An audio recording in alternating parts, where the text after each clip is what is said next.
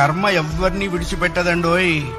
ఒకవేళ భగవంతుడైనా కాస్త ఎక్స్క్యూజ్ చేస్తాడు, కొంచెం కన్సెషన్ ఇస్తాడు, కొంచెం ఎగ్జంప్షన్ ఇస్తాడు. కర్మ చస్తే ఇవ్వదు. 1000 ఆవులు 1000 దూడలు ఉన్నాయి. దూడల కట్లు విప్పాం. ఏ దూడ దాని దగ్గరికి వెళ్ళి దాని తల్లి దగ్గరికి వెళ్ళి సరిగ్గా ఆగుతుంది. కర్మ కూడా అంతే. అవశ్యం అనుభోక్తవ్యం కృతం కర్మ శుభాశుభం.